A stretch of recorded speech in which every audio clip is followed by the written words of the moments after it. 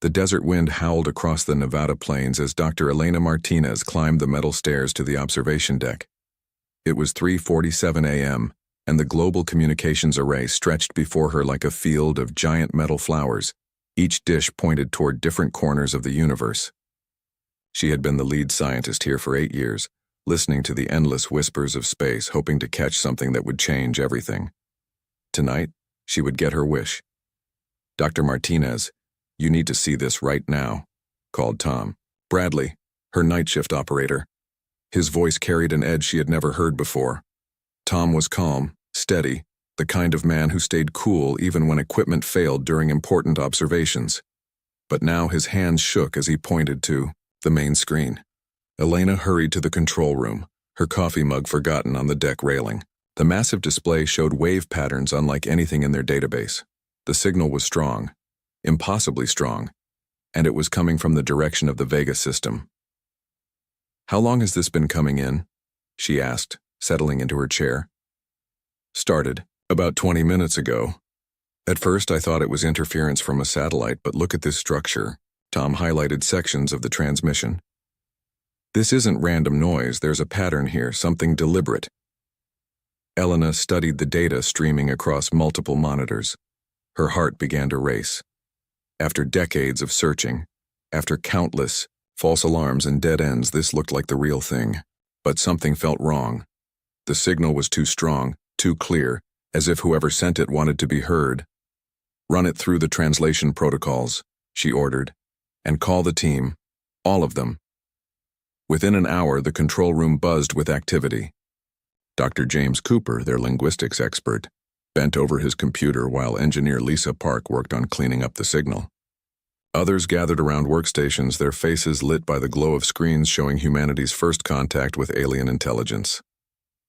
"I'm getting structure," Cooper announced. "Mathematical concepts, star charts, and something else. Something big." Elena felt a chill that had nothing to do with the desert night. "What kind of something?" Cooper's face went pale. "Technical specifications, weapon designs, and coordinates. Lots of coordinates." The room fell silent except for the hum of computers and the distant wind. Elena walked to Cooper's station and looked at his screen. Symbols filled the display, alien writing that their computers were slowly translating into human language. "This isn't a greeting," she whispered. "No," Cooper agreed. "It's military intelligence. And if I'm reading this right, we weren't supposed to intercept it."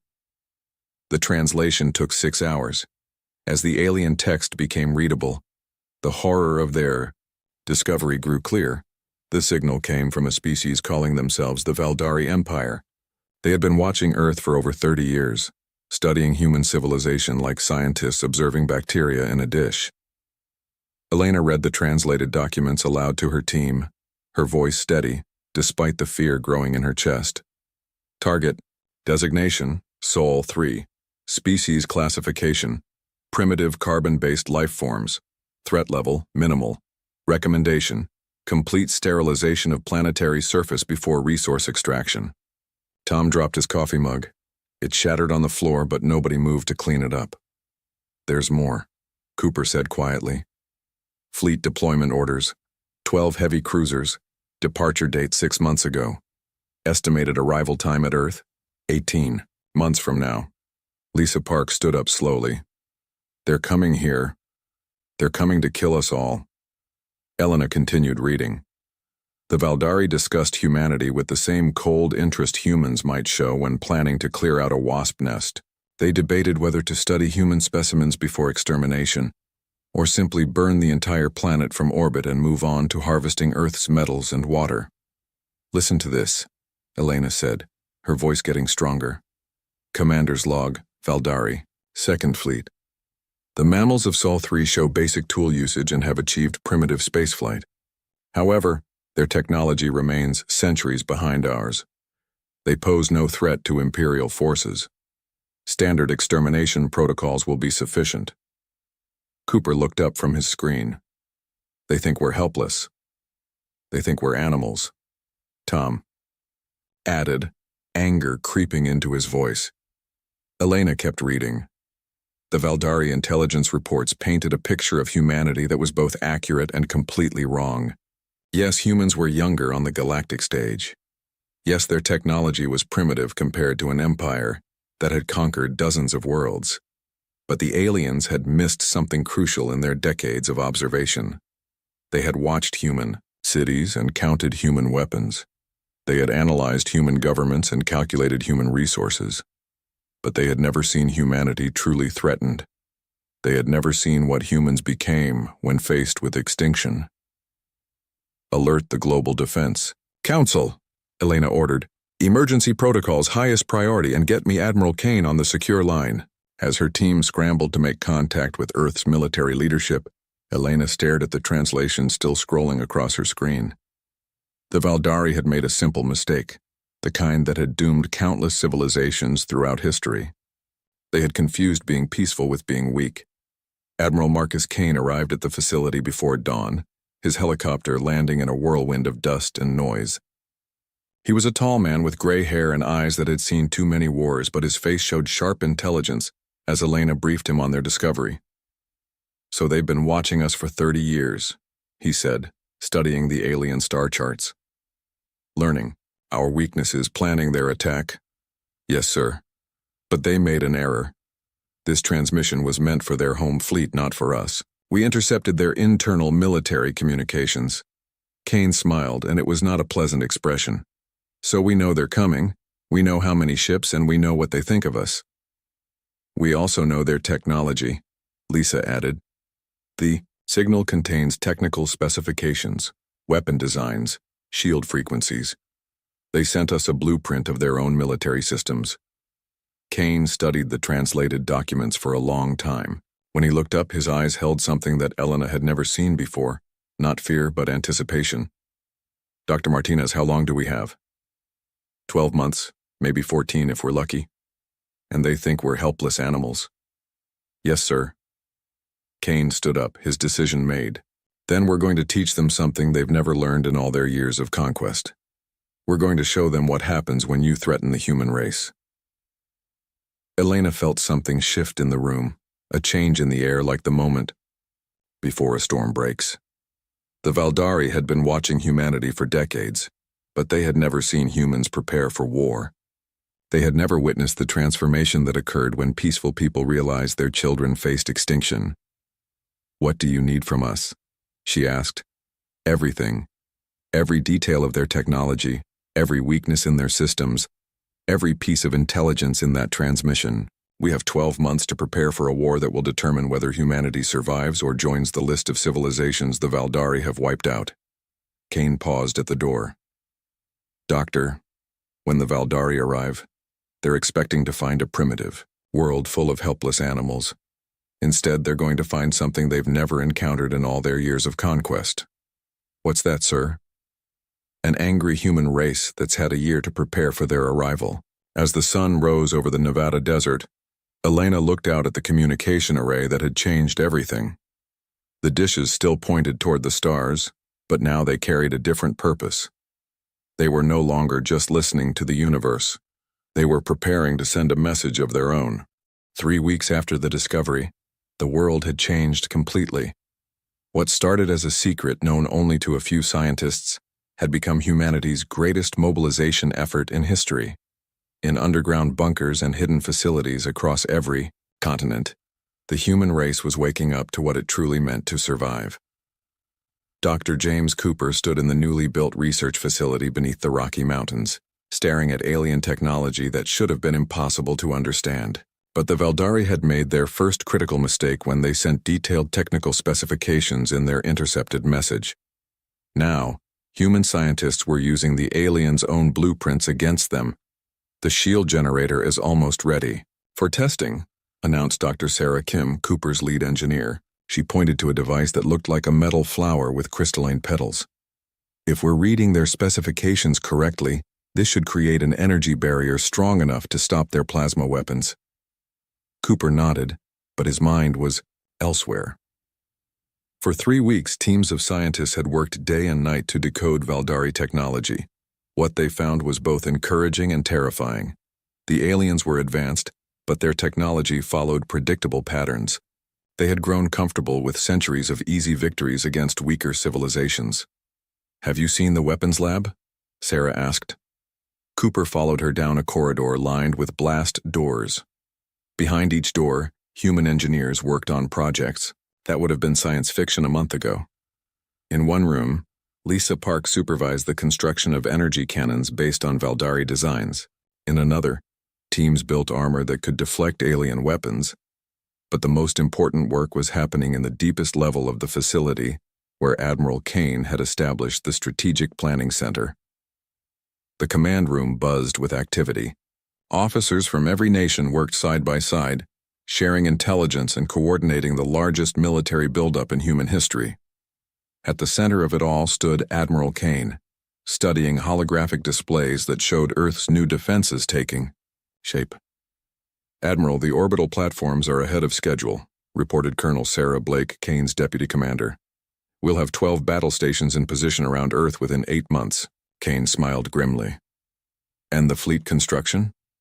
"Shipyards in orbit around Earth and Luna are working around the clock.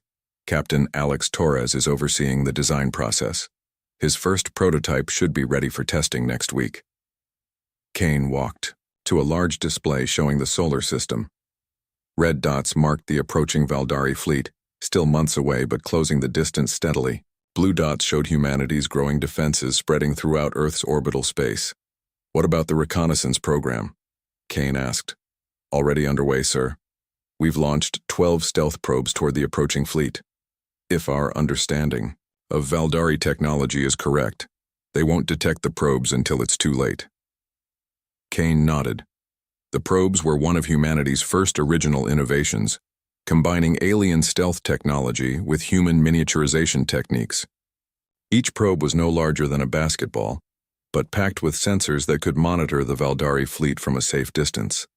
Meanwhile, in the weapons testing facility, engineer Lisa Park watched as technicians prepared to fire humanity's first energy weapon. The cannon looked crude compared to the sleek Valdari designs in their technical files, but human engineering had made crucial improvements. "The Valdari weapons are designed for overwhelming firepower," Lisa explained to her team, "but they assume their targets can't fight back effectively. We've modified the design for rapid firing and improved targeting systems." The test firing lit up the underground chamber with brilliant energy. The beam struck a target made of the same materials the Valdari used for ship armor and punched straight through it. "Perfect," Lisa said with satisfaction. "Their own armor won't protect them from their own weapons technology." Above ground, the world had transformed into a vast military factory. Cities that once produced cars now built spacecraft. Factories that made computers now assembled weapons systems. Every human on Earth understood that the next 12 months would determine whether their species survived. Captain Alex Torres stood in the orbital shipyard above Earth, watching as the first human warship took shape. It was not a beautiful vessel like the exploration ships humanity had dreamed of building. This was a weapon, designed with one purpose: to kill aliens who came to kill humans. "She looks angry," commented Commander David Park, Torres's chief. Engineer Torres nodded. The ship had sharp angles and weapon ports that gave it a predatory appearance. Human designers had combined alien technology with human aesthetics, creating something that looked dangerous even while floating silently in space. "The Valdari ships are built for intimidation," Torres explained. "Large, impressive, designed to make primitive species surrender without fighting. Our ships are built for killing. There's a difference. The ship's main cannon was based on Valdari plasma technology, but human engineers had made it more powerful and accurate. The armor used alien defensive systems, but added human innovations that the Valdari had never considered. Most importantly, the ship was designed to be unpredictable in combat, something the rigid Valdari military doctrine was not prepared to handle." Back at the communications facility in Nevada, Dr. Elena Martinez worked with a different kind of weapon: information. The intercepted Valdari transmissions continued to provide intelligence about alien military tactics, technology, and most importantly, their psychology. "They've never faced serious resistance," Elena reported during the daily briefing with Admiral Kane. Every species they've encountered either surrendered immediately or was too primitive to mount an effective defense. Kane leaned forward. What does that tell us about their weaknesses? Their military tactics are standardized, almost ritualistic. They expect their enemies to react in predictable ways. When the Valdari arrive at a world, they broadcast surrender, demands wait for submission, then begin extermination procedures. It's been the same pattern for centuries. And they'll expect us to follow the same pattern? Yes, sir. They'll demand our surrender, expect us to panic and beg for mercy, then proceed with standard extermination protocols. They're not prepared for a species that fights back intelligently. Dr. Cooper joined the conversation from his research facility. We've made another breakthrough in understanding their command structure. The Valdari are extremely hierarchical. If we can disrupt their command ships, their entire fleet will struggle to adapt. Kane smiled. Perfect. Continue monitoring their transmissions. I want to know everything about how they think and fight. As weeks passed, the changes on Earth became more dramatic. Children learned about alien threats in school while their parents worked in weapons factories. Every television broadcast included updates on humanity's defensive preparations. The species that had spent decades dreaming of peaceful contact with alien life was rapidly becoming something much more dangerous. General Robert Hayes established training facilities where soldiers learned to fight in zero gravity and use alien weapons technology.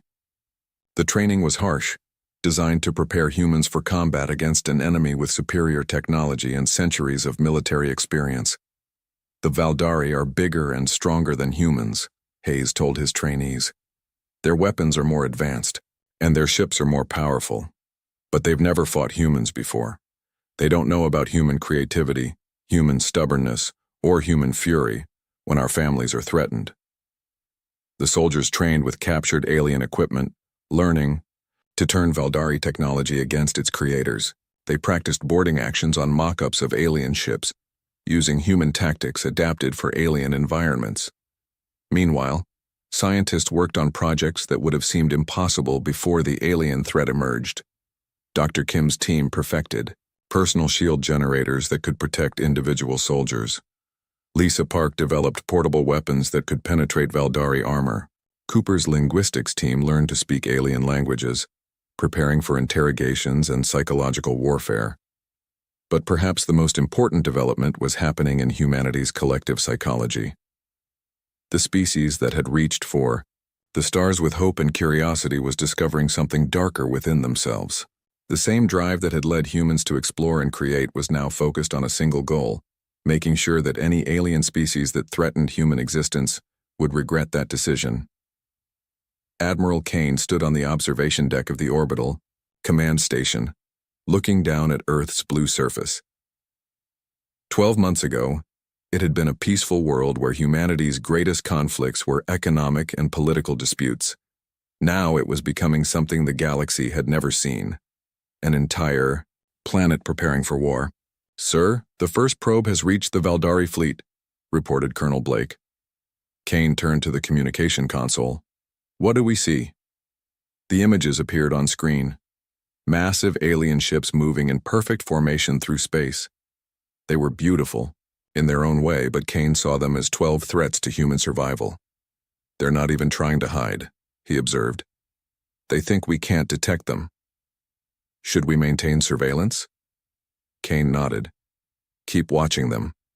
I want to know everything about their capabilities before they arrive." "And Colonel?" "Yes, sir. Make sure our people you." 8 months had passed since the alien signal changed everything. Earth no longer looked the same from space. Where once there had been peaceful cities and quiet farmlands, now massive construction projects stretched across every continent. Humanity was reshaping their entire world into a fortress. Captain Alex Torres floated in the command center of humanity's newest orbital shipyard, watching the final assembly of their 10th warship. The vessel was sleek and deadly, bristling, with weapons that combined alien technology with human engineering. But what made Torres smile was not the ship's firepower. It was the fact that they had built 10 ships in 8 months, something the Valdari intelligence report said was impossible for a primitive species. "Captain, we're receiving data from Probe 7, announced Lieutenant Mark Chen from the communications station. The probe had been shadowing the Valdari fleet for 3 months, sending back detailed information about alien ship movements and tactical formations. Torres moved to the main display where images of the approaching alien fleet filled the screen. 12 massive warships moved through space in perfect formation, their hulls gleaming with the confidence of a species that had never lost a battle. "Any changes in their approach?" Torres asked. "No, sir. Same formation, same speed. They're not even running active scans. They have no idea we're watching them." Torres nodded grimly. The Valdari arrogance was becoming their weakness. After centuries of easy victories, they had grown careless. They approached Earth like farmers coming to clear a field, not warriors preparing for battle. Down on Earth's surface, the transformation was even more dramatic.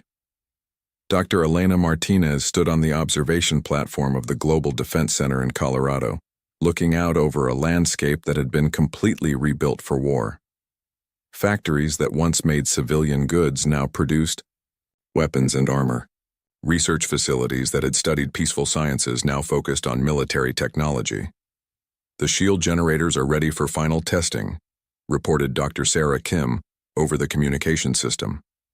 She was speaking from a facility in Australia, where teams had spent months perfecting planetary defense systems based on alien technology. Elena watched as the test began. High above Earth's atmosphere, a network of satellites activated simultaneously. Energy barriers appeared in space, creating a protective shell around the planet. The shields were invisible to the naked eye, but sensors showed them clearly. A defensive grid that could stop Valdari plasma weapons. "Excellent work," Elena replied. "How long can we maintain full shield coverage?" 48 hours at maximum power, but we can run reduced coverage for weeks if necessary. The fusion reactors are more efficient than the Valdari designs we copied." Elena smiled. Human engineers had not simply copied alien technology, they had improved it. The same human creativity that had built cities and sent ships to the stars was now focused on survival, and the results were impressive. Meanwhile, deep beneath the Rocky Mountains, Admiral Kane studied battle plans with his senior officers. The command center had grown into an underground city, connected by tunnels to similar facilities around the world. Every major nation had contributed their best military minds to the defense of Earth. "General Hayes, status report on ground forces," Kane requested. General Robert Hayes stood beside a holographic display showing troop deployments around the globe. 2 million soldiers trained and equipped with alien-based weapons. Another million in reserve. Every major city has anti-aircraft batteries capable of engaging Valdari fighters. Kane nodded. The ground forces were important, but he knew the real battle would happen in space. If the Valdari fleet reached Earth's surface, the war was already lost. "Colonel Blake, what about our orbital defenses?"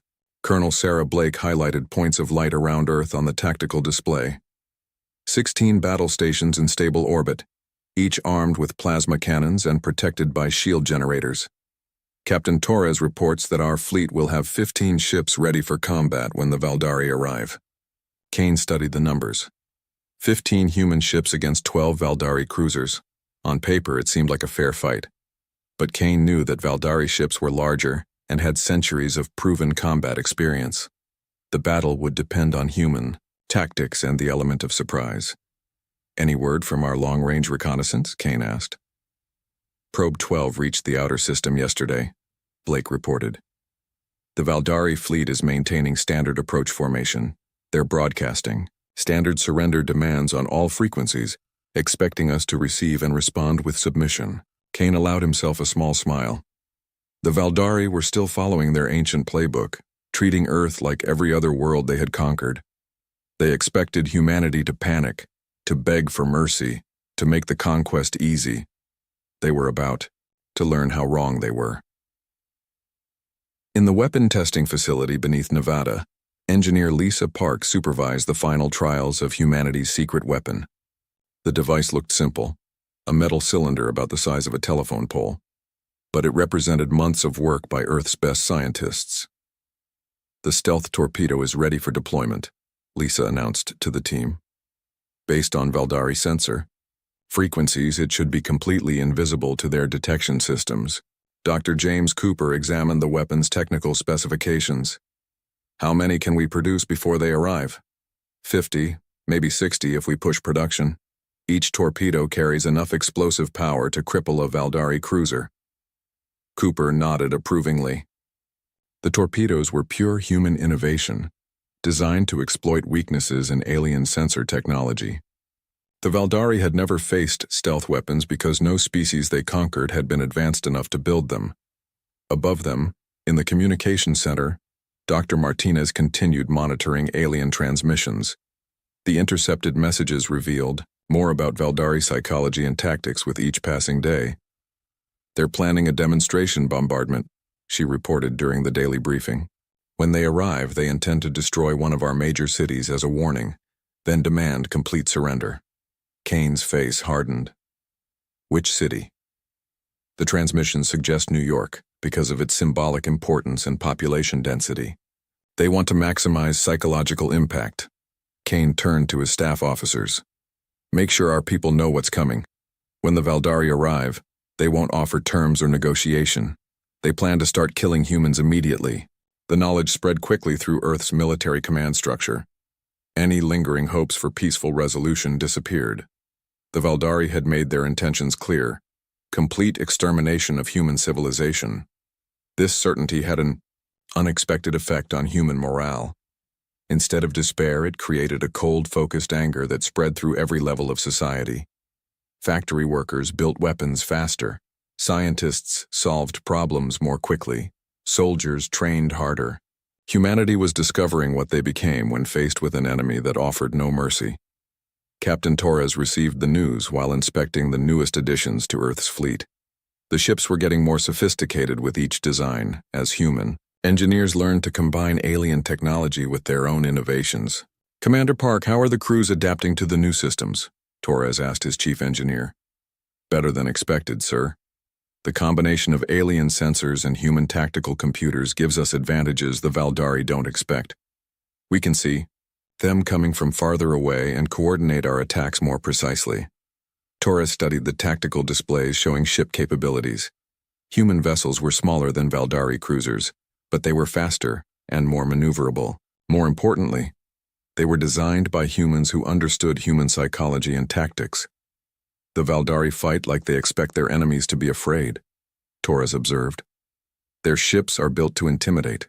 Their tactics are designed to break enemy morale. But they've never fought humans who are already angry." Meanwhile, teams of scientists worked on projects that pushed the boundaries of captured alien technology. Dr. Kim's group had developed personal armor that could protect soldiers in vacuum, allowing boarding actions against alien ships. Cooper's linguistics team had created translation programs that could intercept and decode Valdari communications in real time. But perhaps the most important work was happening in facilities that most humans never saw. Deep underground, teams worked on contingency plans for every possible outcome of the coming battle. If Earth's fleet was destroyed, ground forces would continue fighting. If the orbital defenses failed, cities would resist with guerrilla warfare. If everything else was lost, hidden bases would preserve human knowledge and culture for future generations. The Valdari had planned for a quick, easy conquest. They expected to arrive at a primitive world, broadcast surrender demands, and begin extermination procedures within days.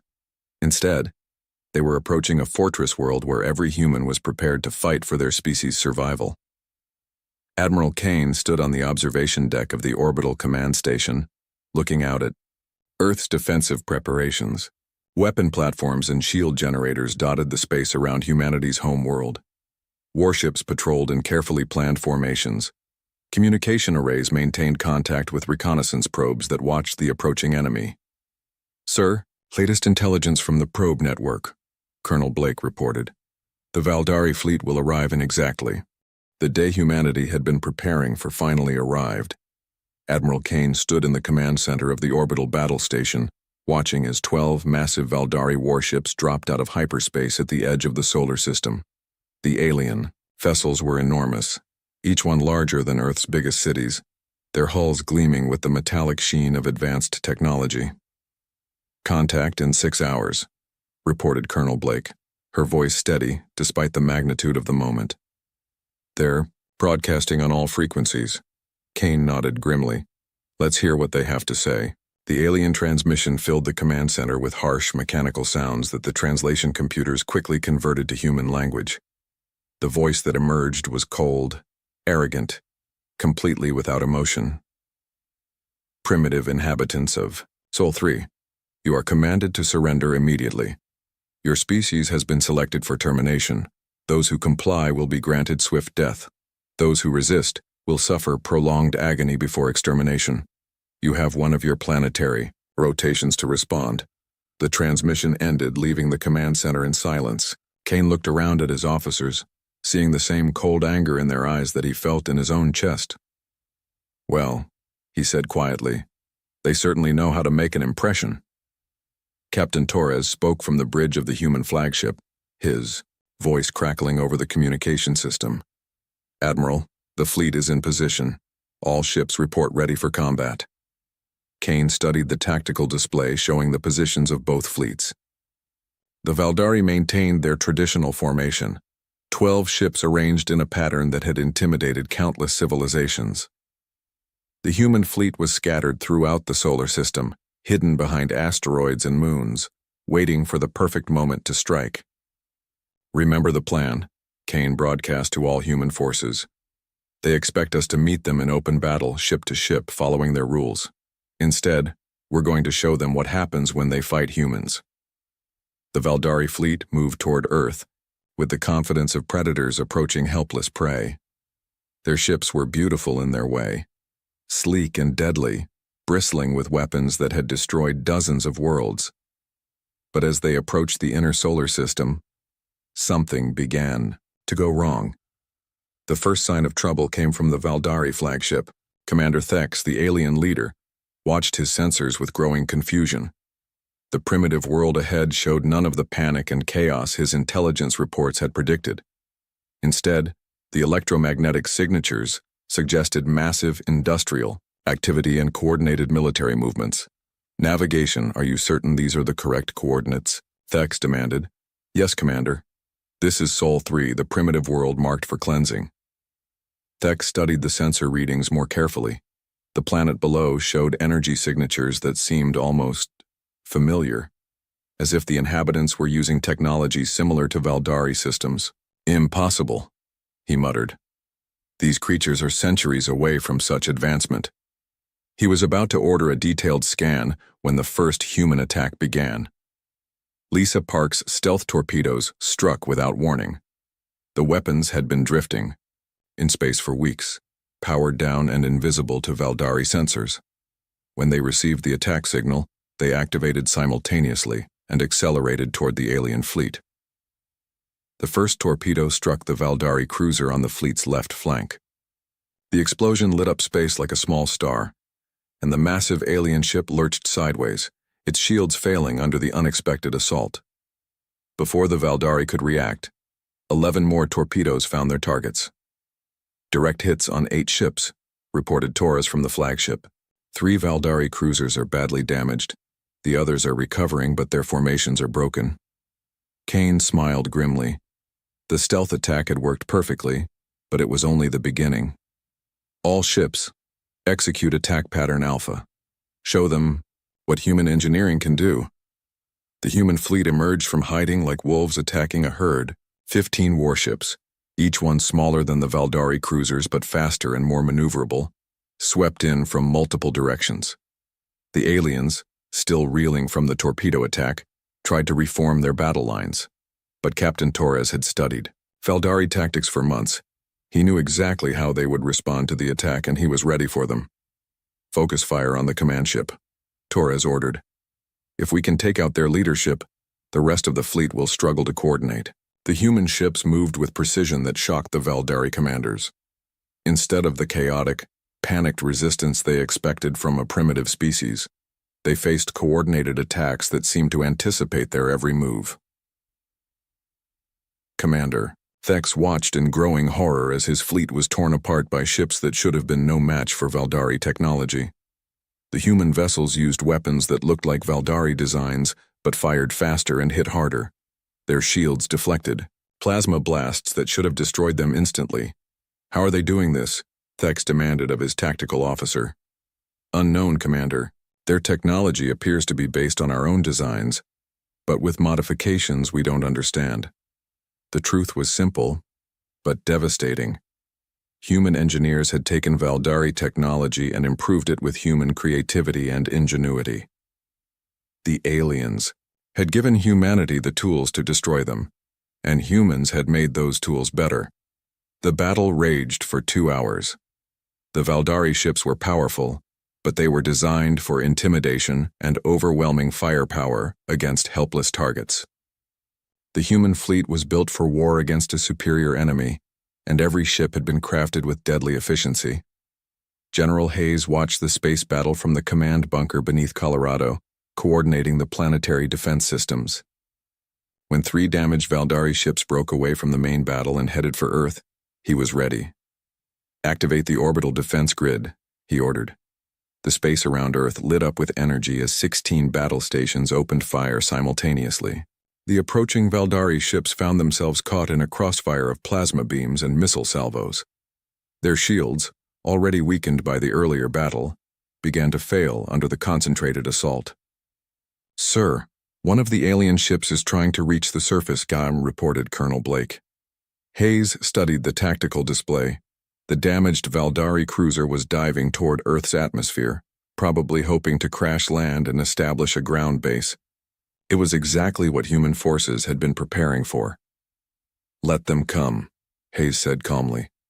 "We have a welcoming committee ready." The alien ship broke through Earth's atmosphere, trailing fire and smoke. Its crew, desperate and angry, managed to land in a remote area of Australia. Within minutes, they were transmitting distress signals to the rest of their fleet. But the humans had been listening. Dr. Martinez and her team had broken the Valdari communication codes months ago, and they knew exactly what the aliens were planning. "They're requesting immediate reinforcement," Martinez reported. "They want the main fleet to abandon the space battle and attack Earth directly." Admiral Kane smiled coldly. "Perfect. Signal all ships to fall back to Earth orbit. Make it look like we're retreating." The Valdari fleet, seeing the human ships withdraw, interpreted it as a sign of weakness. Commander Thex, his own ship badly damaged but still functional, ordered his remaining 8 cruisers to pursue the retreating humans. It was exactly what Kane had hoped for. As the Valdari fleet entered Earth's orbital space, they found themselves surrounded. The human ships that had appeared to retreat were actually taking up predetermined positions. The orbital defense stations powered up their weapons, and from the surface of Earth, thousands of ground-based weapon systems targeted the alien fleet. "Fire everything," Kane ordered. The combined firepower of humanity's entire military struck the Valdari fleet simultaneously. Plasma beams, missile salvos, and energy weapons lit up the space around Earth like a deadly fireworks display. The alien ships, caught in the middle of the defensive grid, found themselves under attack from every direction. Commander Thex realized, too late, that he had led his fleet into a trap. The primitive species he had come to exterminate had somehow turned his own technology against him. His ships were being destroyed by weapons that used Valdari designs, but fired with human precision and coordination. "All ships retreat to hyperspace," he ordered desperately. But the humans had planned for this too. Commander David Park, leading a squadron of the fastest human ships, had been waiting for exactly this moment. His vessels moved to block the Valdari escape routes, engaging the alien ships in close combat. "No one leaves," Park broadcast to his pilots.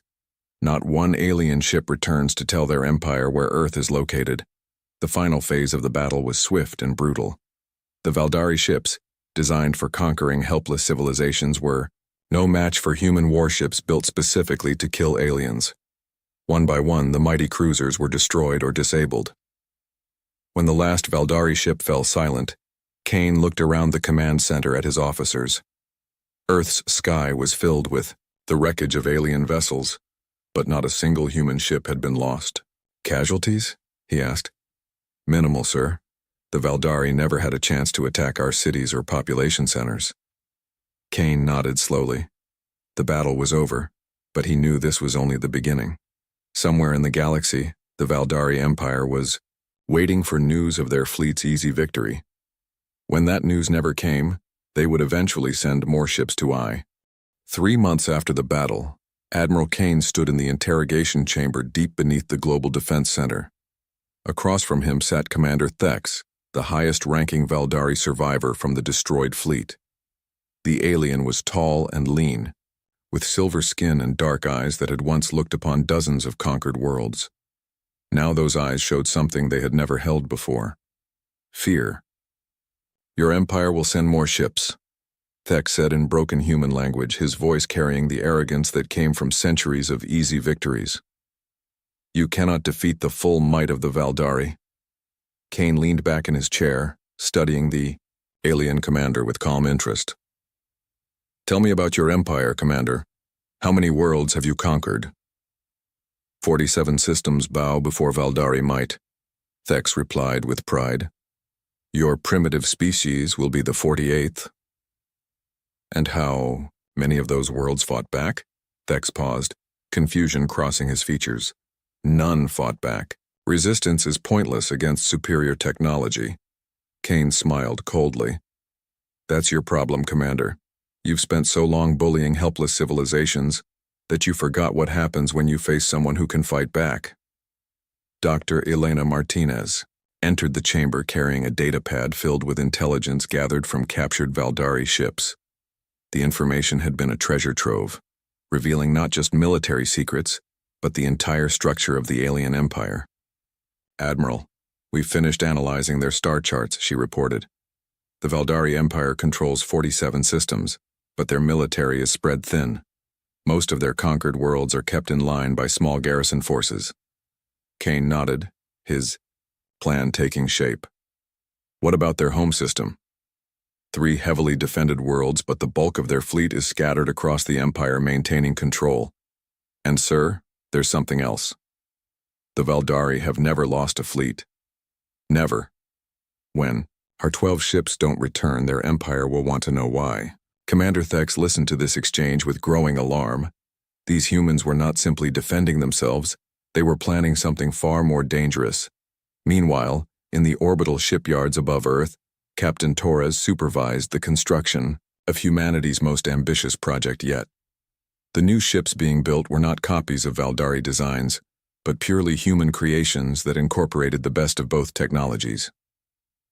The stealth cruiser is ready for trials, reported Commander Park. From the test vessel's bridge, the ship was sleek and deadly, designed to be invisible to Valdari sensors while carrying enough firepower to destroy anything it encountered. Torres smiled as he watched the ship maneuver through space. Human engineers had surpassed their alien teachers, creating vessels that were faster, more powerful, and far more dangerous than anything the Valdari had ever built. How many are ready for deployment? Torres asked. 6 stealth cruisers, 12 assault ships, and 20 fighter squadrons, all equipped with the new plasma weapons and shield systems. Torres nodded with satisfaction. The fleet was small compared to the massive Valdari armadas, but it was designed for a specific mission that had nothing to do with defense. In the Strategic Planning Center, General Hayes spread star charts across the holographic display, showing the locations of Valdari military bases and garrison worlds. The captured alien databases had provided humanity with detailed intelligence about their enemy's empire. The Valdari maintained control through fear, Hayes explained to his staff officers. Small forces on each conquered world, backed up by the threat of overwhelming retaliation if anyone rebels. But what happens when that fear is removed? Colonel E. Blake studied the tactical information. You're suggesting we attack their garrison worlds? Not attack, Hayes corrected. Liberate. Every world the Valdari conquered by force can be freed the same way. And when those worlds see that the mighty Valdari can be defeated, the entire empire will start to crumble. Kane entered the planning session, having finished his interrogation of the alien commander. Thex confirmed what we suspected. The Valdari, Empire is built on a foundation of terror and intimidation. They rule through fear because they've never faced serious resistance. What about their homeworlds? Asked General Hayes. Heavily defended but isolated. If we can cut off their outer territories, the core worlds will be surrounded by free systems that hate them. Kane smiled grimly. The Valdari made their empire by crushing hope. We're going to give that hope back. Dr. Cooper's linguistics team had been working around the clock to understand not just Valdari language, but the languages of the species they had conquered. The captured databases contained communication records from dozens of different civilizations, all silenced by Valdari conquest. We can communicate with the conquered populations, Cooper reported during the daily briefing. Most of the worlds were attacked recently enough that survivors still remember their freedom. Kane nodded approvingly. Perfect. We'll need to coordinate with local resistance movements when we begin operations. The plan that emerged from weeks of careful preparation was audacious in its scope. Humanity would not simply defend Earth and hope to be left alone. Instead, they would take the war directly to the Valdari Empire, using the aliens' own arrogance and rigid military doctrine against them. 2 months later, the first phase of humanity's counterattack began. 6 stealth cruisers invisible to Valdari sensors and armed with weapons that could destroy alien ships with a single shot, slipped quietly through hyperspace toward their targets. Captain Torres commanded the lead ship, watching as they approached, the Valdari garrison world of Kepler 442b. The planet had been conquered only 5 years earlier, and intelligence suggested that a significant resistance movement still operated in the mountains. Take us in quietly, Torres ordered. I want to be in orbit before they know we're here.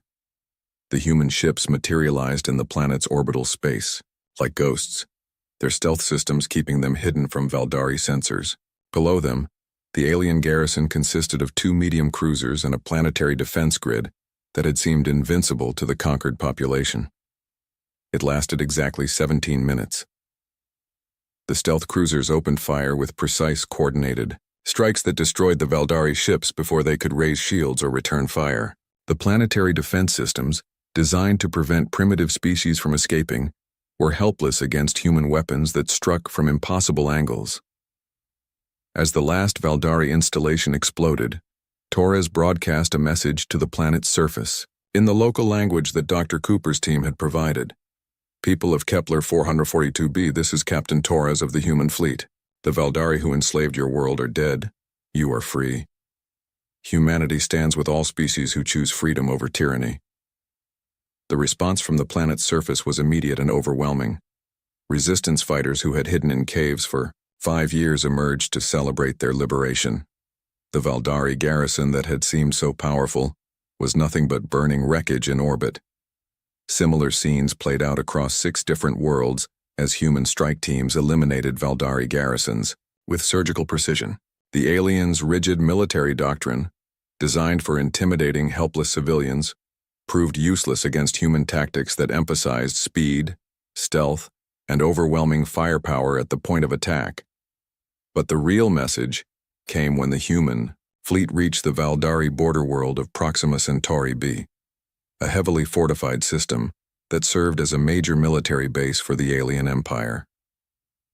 The space around the planet bristled with defensive stations and patrol ships. It was the kind of stronghold that had never been successfully attacked in centuries of Valdari expansion. The alien commanders stationed there considered their position impregnable. They were wrong. The human assault fleet emerged from hyperspace in perfect formation, their ships gleaming with the deadly beauty of weapons designed by a species that had learned to turn alien technology into something far more dangerous. The Valdari defenders, confident in their superior numbers and firepower, moved to intercept what they assumed was a desperate attack by primitive humans. The battle was over in 4 hours. Human ships, smaller and faster than their alien counterparts, danced through the Valdari formations like predators among prey. Every human captain had studied alien tactics for months, learning to anticipate and counter every standard Valdari maneuver. When the last defensive station fell silent, Admiral Kane's voice echoed across all Valdari communication frequencies throughout the system. This is Admiral Kane of the human fleet. You came to our world to exterminate us because you thought we were weak and helpless. You were wrong. We are not the primitive species you believed us to be.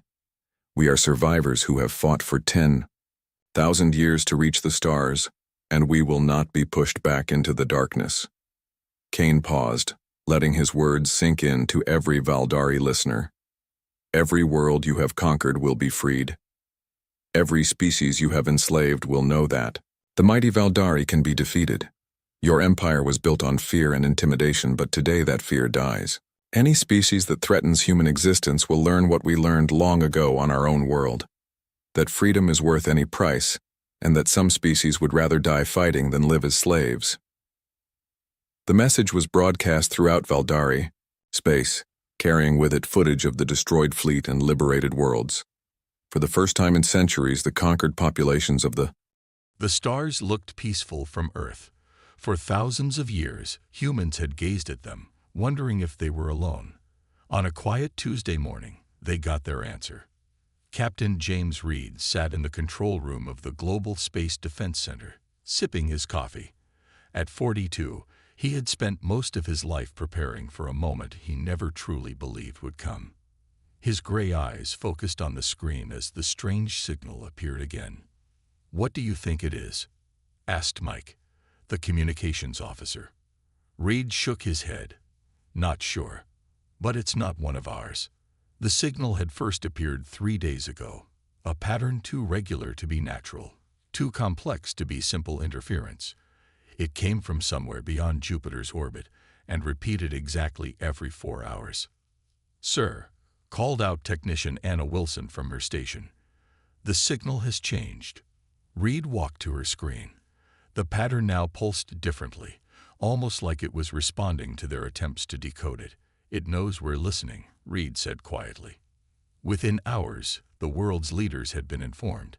Within days, Reed found himself commanding the Thunder, Earth's most advanced military spacecraft, heading toward Jupiter to investigate.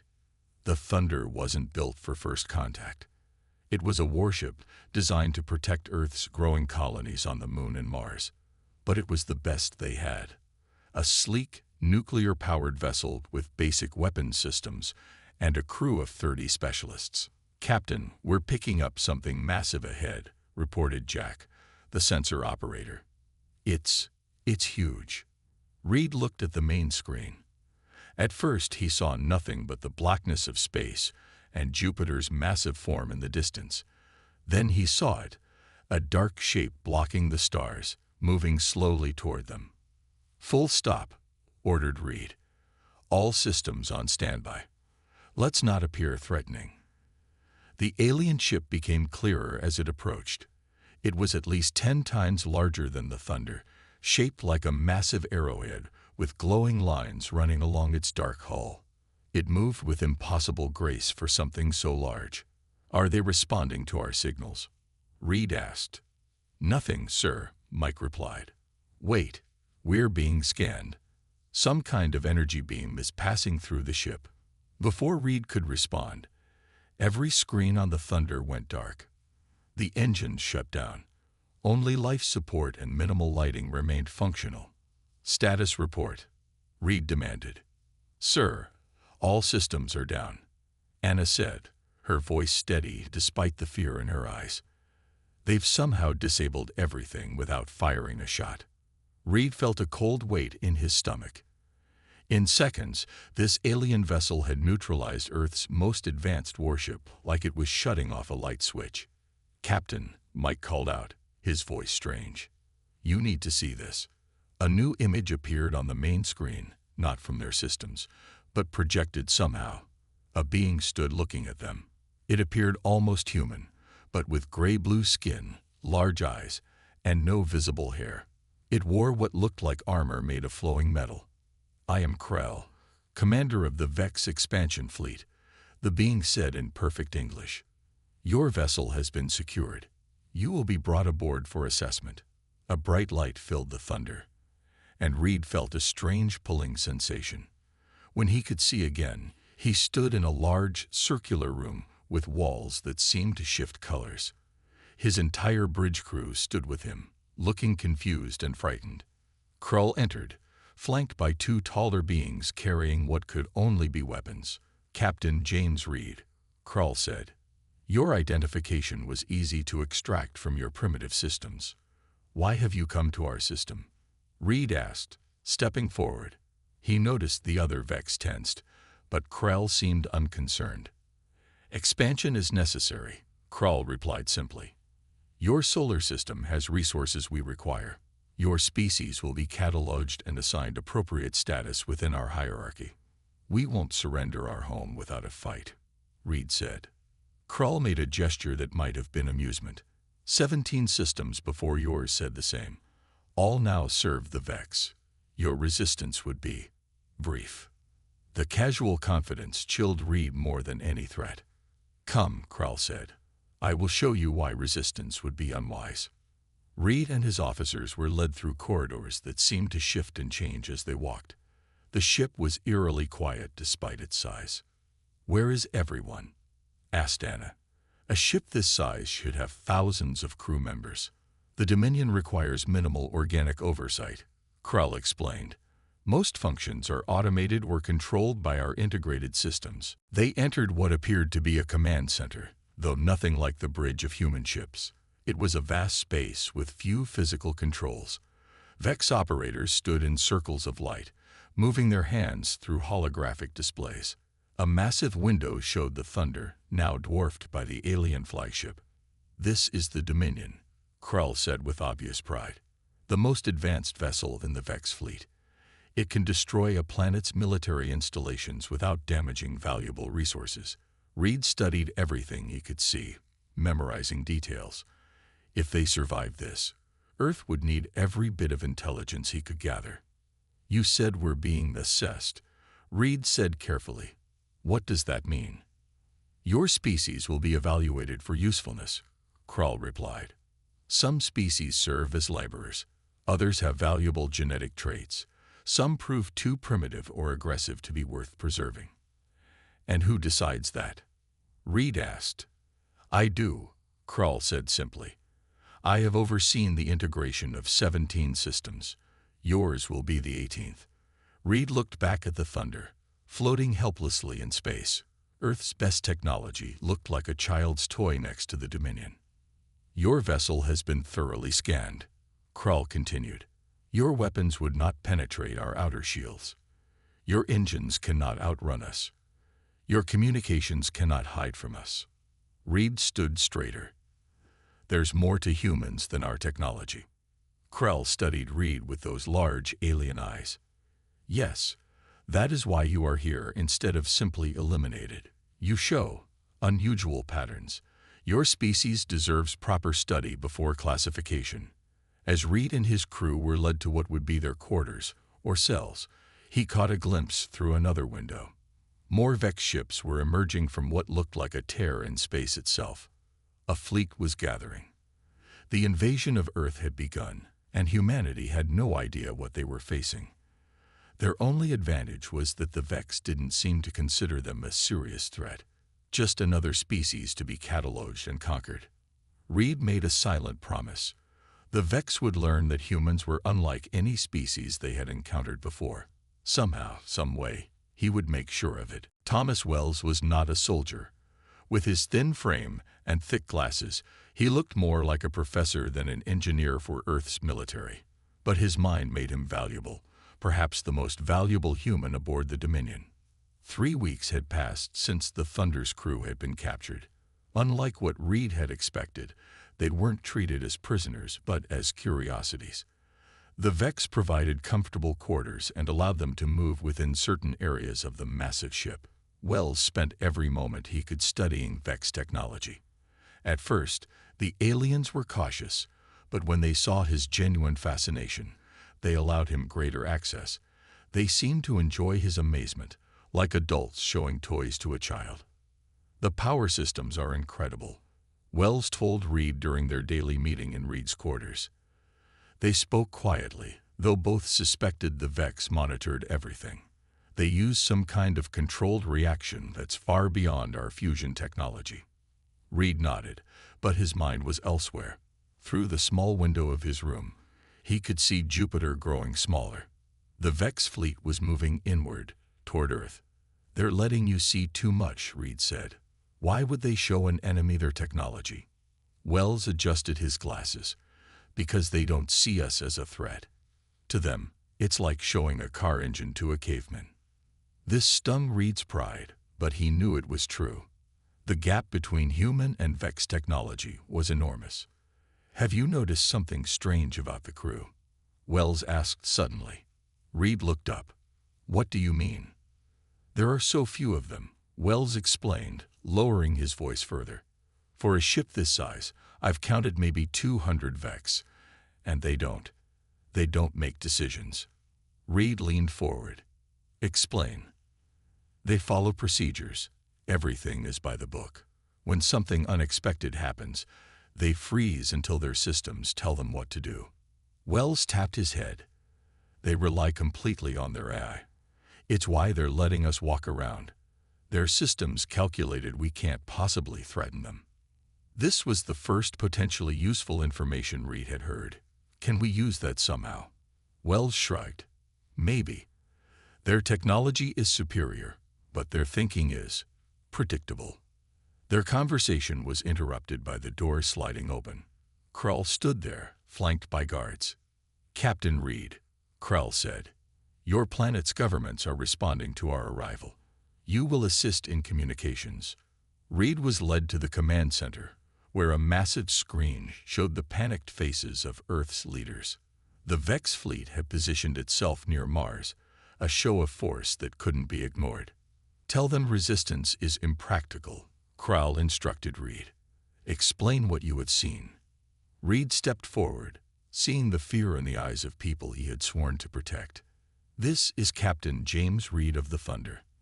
The alien force calls themselves the Vex. Their technology is," he hesitated, "advanced beyond our current capabilities."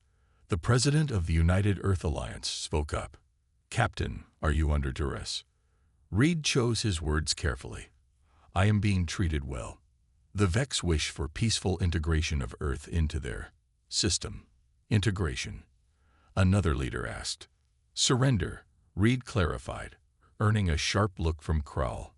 "But they promise minimal disruption to civilian life." The conversation continued, with Earth's leaders trying to negotiate while the Vex simply stated their terms. Resource extraction would begin immediately. Human military forces would stand down. Resistance would result in focused removal of opposition. After the communication ended, Reed was returned to his quarters. He paced the small room, feeling the weight of what was happening. Earth was about to be conquered, and he had just advised surrender. Hours later, Wells burst into his room, eyes wide with excitement. "I found something," he whispered urgently. "A way out." Reed gestured for him to continue. "The Vex use automated systems for everything, even security," Wells explained. "And those systems are designed to detect logical patterns of escape. But if we do something completely illogical, they might not notice." Reed finished the thought. Wells nodded enthusiastically. "Plus, I've been mapping the ship. There's a hangar of smaller vessels not far from our quarters. If we could reach it." Reed felt hope for the first time in weeks. "We'd need a distraction." "Already working on it," Wells said with a smile. "I've been asking questions about their power systems. I think I can trigger a diagnostic reset in this section. It would only give us minutes, but maybe enough." Reed considered their odds. Even if they escaped the Dominion, they'd be in a stolen alien craft they barely knew how to fly, pursued by the most advanced fleet in the known galaxy. "We need more than escape," Reed said finally. "We need information. Something Earth can use." Wells pulled a small device from his pocket. It looked like a Vex data tablet, but with obvious modification. "I've been recording everything," he said. "Power systems, propulsion, weapons. I don't understand most of it, but our scientists back home might." Reed stared at the engineer with new respect. "You planned this from the beginning." Wells shrugged. "I'm not a soldier, but I'm still fighting for Earth, just in my own way." 2 days later, as the Vex fleet began positioning for the final approach to Earth, their plan went into action. Wells triggered a power fluctuation that sent Vex crews running to check systems.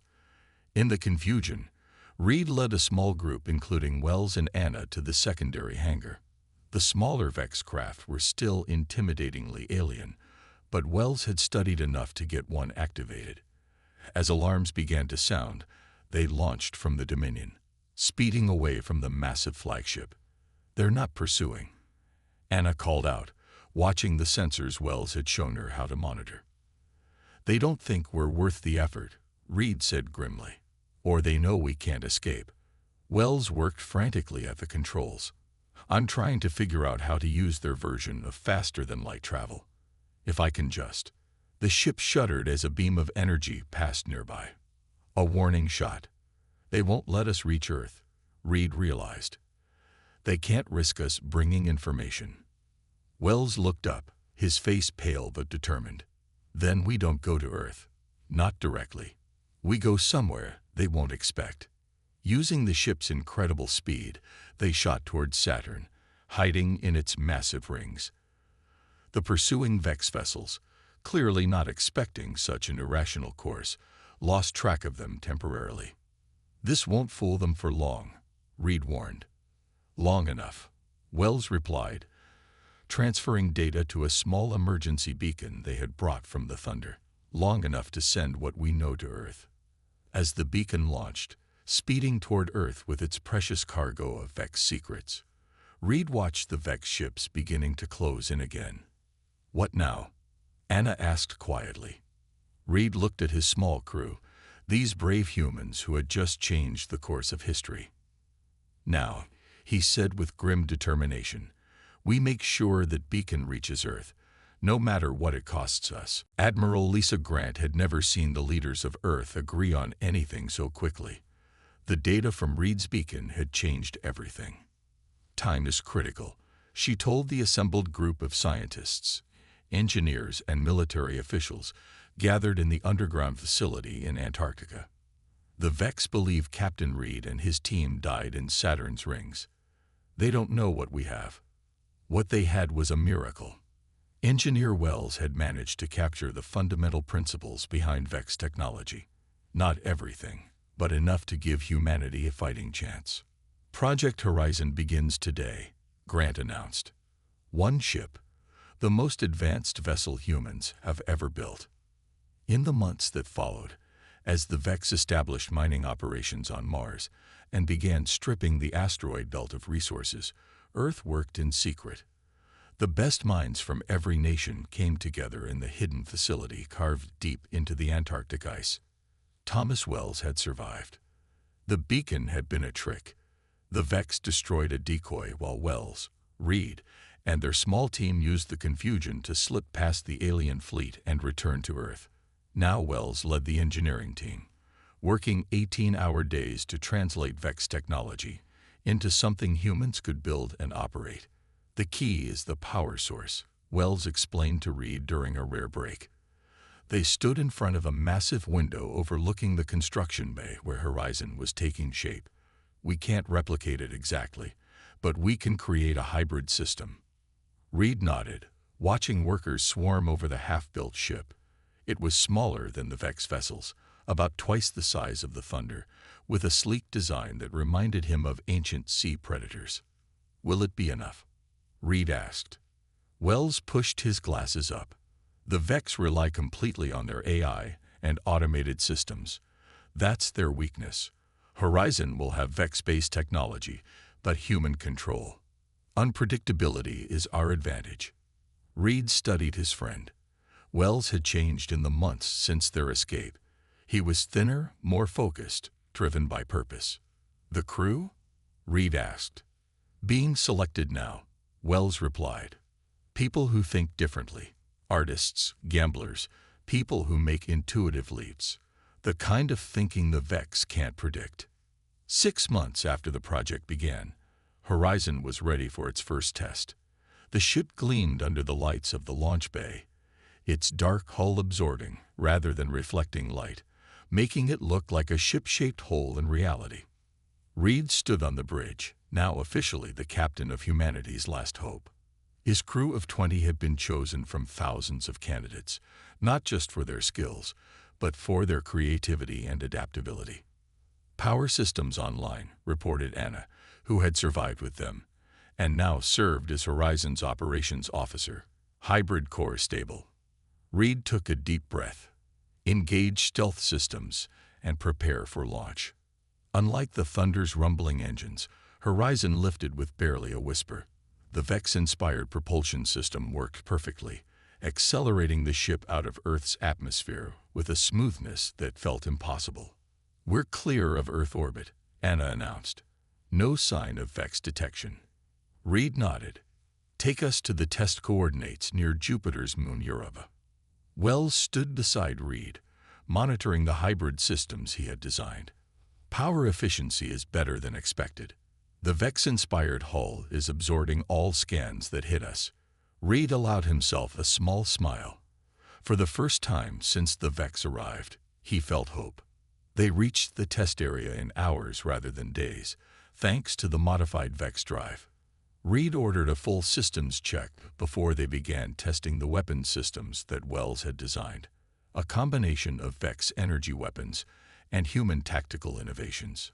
"Captain," called out Jack from the sensor station, his voice tense. 3 Vex ships approaching from the asteroid belt. Reed immediately ordered battle stations. They weren't supposed to be in this sector. "They must have detected our power signature," Wells said, working frantically at his console. "The drive gives off a unique energy pattern." Reed had to make a decision. They could flee back to Earth, but that would lead the Vex straight to their secret base. They could try to hide, but the alien ships were already tracking them. "Prepare for engagement," Reed ordered. "Power to weapons and shields." His crew looked at him with wide eyes. Horizon was untested in battle. They were about to face 3 Vex cruisers with a ship that had never fired its weapons. The Vex ships approached in perfect formation, their massive forms dwarfing Horizon. A communication came through. "Unidentified vessel," the Vex voice said. "Your configuration is not recognized. Power down and prepare for boarding." Reed ignored the command. "Tactical, target the lead ship's propulsion system. Let's see what our weapons can do." The weapons officer, a former game designer named Paul, locked onto the target. "Ready, sir." Fire. A beam of concentrated energy, based on Vex designs but modified by human engineers, shot from Horizon and struck the lead Vex cruiser. To everyone's surprise, the alien ship's shields flickered and failed where the beam hit, and the engine section took damage. "It worked," Wells exclaimed. "Their shields weren't calibrated for our modified weapon signature." The Vex ships immediately changed formation, spreading out to surround Horizon. "They're using standard Vex tactical pattern Delta," Anna reported, referring to the battle formations they had learned from studying Vex data. "Exactly as expected." Reed smiled. "But we don't need to be predictable. Helm, full power to starboard thrusters, then cut all power for 3 seconds before re-engaging."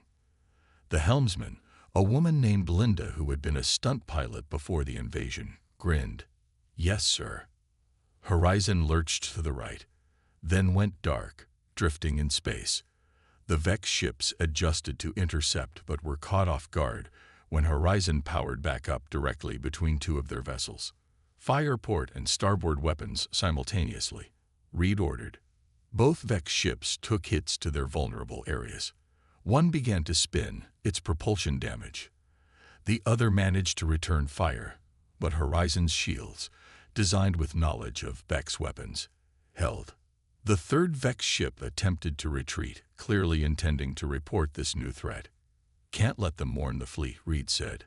"Maximum speed, intercept course."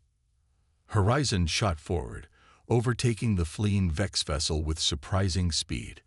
A final volley from their main weapon disabled the alien ship's engines. In less than 10 minutes, Horizon had defeated 3 Vex cruisers without taking significant damage. The bridge crew sat in stunned silence before breaking into cheers. Wells clapped Reed on the shoulder, his eyes shining. "It worked," he said simply. It actually worked. Reed nodded, but kept his expression serious. This was just the beginning. They were scout ships, not their main fleet, and now they know we have new technology. But they don't know what we know about them, Wells replied. Their predictability, their reliance on AI, their standard responses. We can use that. Reed looked at the disabled Vex ships on the view screen. Send a message to Admiral Grant. Tell her Project Horizon is a success, and tell her, he paused, allowing himself a moment of satisfaction. Tell her the counterattack has begun. News of Horizon's victory spread across Earth like wildfire. One ship had defeated 3 Vex cruisers. One ship had proven humanity could fight back. Reed stood in Admiral Grant's office, giving his report on the battle. The Admiral listened carefully, her weathered face showing little emotion until Reed finished. So the Vex don't know how we did it? She asked. No, ma'am, Reed replied. We disabled all 3 ships before they could send detailed information. Their main fleet knows something happened, but not what. Grant nodded slowly. Good. We need to keep it that way. She walked to a large map of the solar system showing Vex positions. We can't match them ship for ship. Horizon is our only advanced vessel. We need to use it wisely. Hit and run, Reed suggested. Strike where they don't expect, then disappear before they can respond. Exactly, Grant agreed. Guerrilla warfare in space. Over the next month, Horizon became Earth's secret weapon. Reed and his crew struck Vex mining operations in the asteroid belt, disabled communication relays near Mars, and even raided a small Vex base on Titan, Saturn's largest moon. Each victory was small, but together they began to disrupt the Vex operation in the solar system. More importantly, they created confusion. The Vex, used to easy conquests and predictable enemies, couldn't understand how a single ship could cause so much damage. After each mission, Horizon would return to the hidden Antarctic base for repairs and improvements. Wells and his team constantly upgraded the ship, learning more from each encounter with Vex technology. They're adapting, Wells told Reed after a particularly close battle near Venus. They sat in the ship's small mess hall, drinking coffee while the crew rested. Their shields are being modified to counter our weapons. Reed nodded. He had noticed the Vex defenses improving. Can we stay ahead of them? For now, Wells said, though he looked worried. But there's something else. The Vex ships we've encountered recently have had more crew, fewer automated systems. This was concerning news. If the Vex were reducing their reliance on predictable AI, Horizon's main advantage would diminish. Before Reed could respond, Anna rushed into the mess hall. Captain, Admiral Grant is on the emergency channel. The Vex flagship is on the move. Reed and Wells hurried to the bridge, where Grant's grim face filled the main screen. The Dominion has left Mars orbit, she said without preamble. It's heading for the outer system with a fleet of 20 ships. Intelligence suggests they're hunting for Horizon. Reed felt a chill. The Dominion was the massive ship that had captured the Thunder. It was at least 50 times larger than Horizon and carried weapons they had never seen used. Who's commanding it? Reed asked, already suspecting the answer. Krell, Grant confirmed. Apparently your escapes and raids have made him look bad. He's taken personal command of the hunt. Wells stepped forward. Admiral, if the Dominion finds this base. I know, Grant interrupted. That's why Horizon needs to draw them away from Earth. Keep them chasing shadows while we prepare our defenses. Reed understood the order beneath her words. Horizon was to be bait, keeping the Vex fleet occupied and away from Earth for as long as possible. We'll leave immediately, Reed said. Once Horizon was safely in space, Reed gathered his crew on the bridge. This mission is different, he explained. We're not attacking. We're distracting the most powerful Vex ship in the system. Playing cat and mouse, asked Linda, the helm officer. Yes, Reed nodded. But we're the mouse. They traveled to Neptune's orbit, where the vast blue planet, and its many moons would provide places to hide. Reed ordered the ship into a low-power mode that Wells had developed, making them nearly invisible to Vex scanners. 2 days later, the Vex fleet arrived. The massive form of the Dominion led the way, its dark hull blotting out the stars. Smaller cruisers spread out, beginning a systematic search pattern. They're being thorough, Anna observed from her station. Standard Vex search pattern, but with modifications. Reed watched the scanner. They're learning. For 3 days, Horizon played a dangerous game of hide and seek around Neptune and its moons. The ship would power up just enough to be detected, draw several Vex vessels away from the main fleet, then disappear again before they could be caught. "We can't keep this up forever," Wells warned after a particularly close call. "Our power reserves are dropping, and they're getting better at tracking us." Reed knew he was right. It was time for a more direct approach. "Set course for Triton," he ordered, referring to Neptune's largest moon. Full power once we're behind it. The plan was risky. When Horizon emerged from behind Triton at full power, several Vex ships immediately locked onto them. But instead of running, Reed ordered an attack on the nearest cruiser. The battle was fierce but brief. Horizon disabled 2 Vex ships before retreating, but took damage to its port engine section. Engineering reports the hybrid drive is unstable, Anna called out as the ship shuddered around them. "We can't maintain this speed for long." Reed studied the tactical display. The remaining Vex ships were pursuing, with the Dominion following behind. "Plot a course through the Kuiper Belt," he ordered. "We need more places to hide." For the next week, Horizon led the Vex fleet on a chase through the outer solar system. The ship's condition worsened with each skirmish, but they managed to disable 5 more Vex vessels. Then came the message from Earth. Admiral Grant's face appeared on the screen, looking both proud and sad. "Captain Reed, you've given us the time we needed," she said. "Earth defenses are as ready as they'll ever be.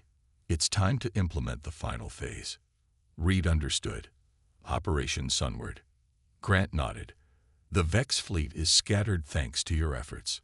Most of their ships are chasing you in the outer system. If we're going to strike at their command structure, it has to be now."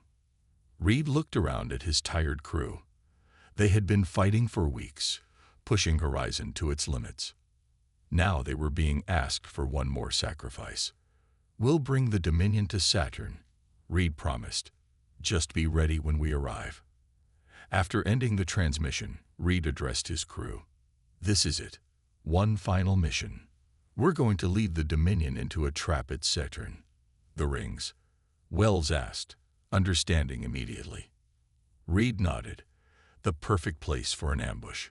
As Horizon set course for Saturn, Reed couldn't help but remember his first encounter with the Vex, hiding in those same rings after their escape. Now they were returning, not as fugitives, but as warriors, leading humanity's greatest enemy into what would be the decisive battle of the war. The Dominion followed, just as Reed had planned. Crowell's obsession with capturing Horizon had blinded him to the larger strategy. As they approached Saturn's majestic rings, Reed prepared his crew for what would either be their finest moment or their last. "All stations, prepare for battle," he ordered. "Let's show them what a human warship can really do." Saturn's rings spread out like a vast battlefield, billions of ice particles and rocks reflecting the distant sun. Perfect for hiding. Perfect for an ambush. Horizon drifted among the debris, running on minimal power. The damage from their long campaign showed on the ship's hull, burn marks from Vex weapons, patched sections where emergency repairs had been made, systems running at reduced capacity. "The Dominion has entered Saturn's orbit," Anna reported, her voice low as if the enemy might hear them through the vacuum of space. 5 support cruisers with it. Reed nodded, studying the tactical display. His plan was simple but dangerous. Lure the Dominion into the densest part of the rings, where the massive flagship would have limited maneuverability, then strike with everything they had left. "What about Earth's forces?" Reed asked. "In position but hidden," Wells answered from his station. Admiral Grant has 3 modified ships waiting behind Titan. Not as advanced as Horizon, but they've incorporated some of our technology. It wasn't much, just 3 ships against the most powerful vessel in the Vex fleet. But it was everything Earth could muster. Reed took a deep breath. Begin Phase 1. Power up just enough to be detected, then lead them into the Cassini Division. The Cassini Division was a 4,800-kilometer wide gap in Saturn's rings, large enough for ships to maneuver, but surrounded by dense ring material that would confuse sensors. Horizon powered up its engines, sending a brief energy signature into space, a beacon for the hunting Vex ships. Then it slipped deeper into the rings, following a course Wells had plotted through the debris. They've detected us, Anna confirmed. Dominion is changing course to pursue. Reed watched as the massive Vex flagship turned toward their position, its support ships spreading out to block escape routes. Krell was being cautious this time, not underestimating his human prey. They're deploying smaller craft, Jack reported from the sensor station. Dozens of them. This was new. The Vex hadn't used fighter-sized vessels before. Reed adjusted his plan. Tactical, prepare the modified mines, he ordered. One of Wells' innovations had been to convert spare parts into small, simple explosive devices that could be scattered in the rings, indistinguishable from the natural debris until they detonated. As Horizon pushed deeper into the Cassini Division, it left behind a trail of these disguised weapons. When the first wave of small Vex craft followed, several mines exploded, destroying 3 ships and damaging others. They're pulling back, Anna said. Regrouping. Reed nodded. Now for Phase 2. Full power to engines. Make for the Ankh Gap. Horizon burst from its hiding place, engines flaring brightly as it raced along Saturn's rings. The sudden movement caught the Vex by surprise, but they quickly adjusted, the Dominion turning to pursue while its escort ships tried to cut off Horizon's route. 2 cruisers approaching from port, Jack called out. They're trying to box us in. Reed smiled grimly. Just as expected. Execute Maneuver Delta. Linda at the helm grinned as she cut all main power, letting Horizon's momentum carry it forward while firing lateral thrusters in a seemingly random pattern. The ship tumbled, appearing to be damaged and out of control. The Vex cruisers closed in for the kill. Now, Reed ordered. Horizon's systems came back online instantly. The ship stabilized and fired its main weapons directly at the nearest cruiser's propulsion section, its most vulnerable point. The Vex ship's engines exploded, sending it spinning into the second cruiser. Both ships, damaged and unable to maneuver properly, drifted into Saturn's rings where the debris battered them. But there was no time to celebrate. The Dominion was gaining, its massive weapons charging. They're locking weapons, Anna shouted. Execute emergency dive, Reed ordered calmly.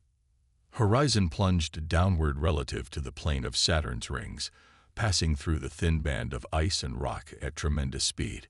Particles pinged off the hull as the ship accelerated. The Dominion fired, its energy weapon cutting through the rings where Horizon had been moments before, vaporizing millions of ice particles and creating a spectacular-like show. They missed, Jack confirmed, but they're adjusting aim. Reed leaned forward in his chair. Send the signal. Wells pressed a sequence on his console, sending a coded message to the Earth ships hiding behind Titan. It was time for the trap to close. Bring us around, Reed ordered. Back toward the Dominion. Maximum speed. His crew looked at him in shock. Sir, Linda questioned. We're heading straight for them. Sometimes the last thing they expect is a direct approach, Reed said. Full power to forward shields. Prepare all remaining weapons. Horizon turned and accelerated directly toward the massive Vex flagship. The Dominion, not expecting such a suicidal attack, hesitated for crucial seconds. In that moment, Earth's 3 ships emerged from behind Titan, racing toward the Dominion from the opposite direction. Caught between approaching enemies, the Vex ship began to turn, bringing its weapons to bear on multiple targets. Now comes the tricky part, Reed said. All hands, prepare for extreme maneuvers. As they closed with the Dominion, Reed gave a series of orders that made no logical sense. Random power fluctuations, course changes that seemed to have no purpose, weapon targeting that ignored obvious weak points. The Vex ship's defensive systems, programmed to counter logical attacks, struggled to predict Horizon's movements. They can't track us properly, Wells said, watching the enemy's targeting systems try and fail to lock onto Horizon. Their AI can't understand what we're doing because there's no pattern to understand. Reed nodded. Because we're not following any pattern. We're being human. In contrast, the Dominion's responses were becoming increasingly predictable as its systems fell back on programmed defensive routines. Each time it fired, Horizon was already moving in an unexpected direction. "Get me a communication channel to the Dominion," Reed ordered. Anna looked surprised but opened the channel. "You're connected, sir." "Commander Krell," Reed said calmly, "your ship is surrounded. Your escort vessels disabled. Surrender now." There was a pause before Krell's voice came through, sounding genuinely confused. "You cannot win, human. Our analysis shows your ship is damaged.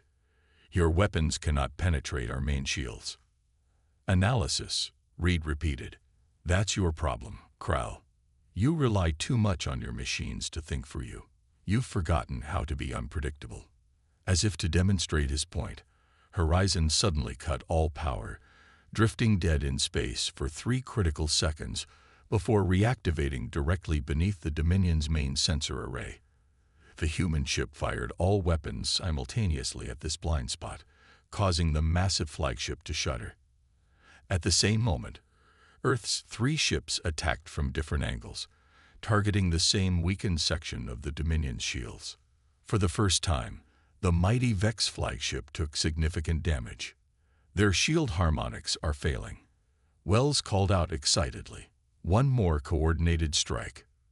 The bridge rocked as the Dominion managed to land a glancing hit on Horizon. Warning lights flashed across every console. "Hull breach on Deck 3, Anna reported. "Emergency teams responding." Reed gripped his chair as the ship stabilized. "All ships, focus fire on coordinates I'm sending now." The 4 human vessels, moving in completely unpredictable patterns, converged their fire on a single point on the Dominion's hull. For a moment, nothing happened.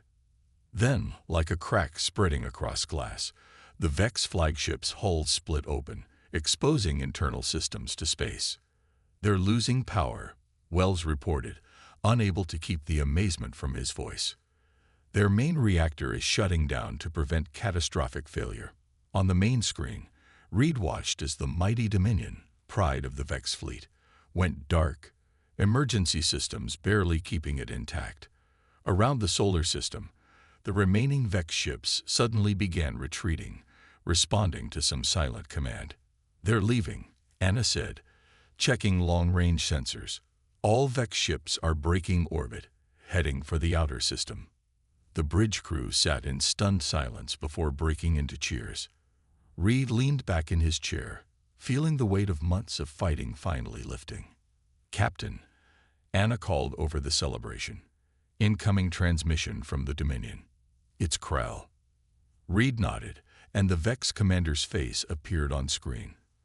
For the first time, the alien looked uncertain. "How?" Krell asked simply. "Our technology is superior. Our systems more advanced. How did you defeat us?" Reed looked at his crew, humans who had faced impossible odds and won through creativity, courage, and unpredictability. "Because a warship isn't just technology," Reed answered. "It's the people who crew it. And humans don't follow predictable patterns. We adapt. We create. We surprise even ourselves sometimes." Krell was silent for a long moment. "The Vex will withdraw from this system," he finally said. "Your species has proven, unique among those we have encountered." The transmission ended. The Vex fleet, once poised to conquer Earth, retreated to the edges of the solar system and beyond, leaving humanity battered but victorious. 3 months later, Reed stood with Wells and Admiral Grant on a viewing platform overlooking a massive construction bay in orbit around Earth. Below them, workers swarmed over the skeletons of a dozen ships, each based on Horizon's design, but incorporating new improvements. The Neon Horizon class, Grant said proudly, Earth's new defense fleet. Wells pointed to modifications on the nearest vessel. We've improved the hybrid drive. These ships will be faster, more powerful. Reed nodded, but his mind was elsewhere. They'll be back, or others like them. There's a whole galaxy out there. And now we're ready for it, Grant said firmly. Thanks to you, Wells, and the crew of Horizon. Reed watched as Earth's new warships took shape below. Ships so advanced, they might once have seemed like something from a science fiction story. Ships that represented not just human technology, but human spirit. The Vex had brought superior technology to our solar system, but they had encountered something they didn't understand: the unpredictable, creative, stubborn determination of humanity. And in the end, that had made all the difference. Reed smiled as the first new ship's engines powered up for testing, its hull gleaming in the sunlight like a beacon of humanity's future among the stars.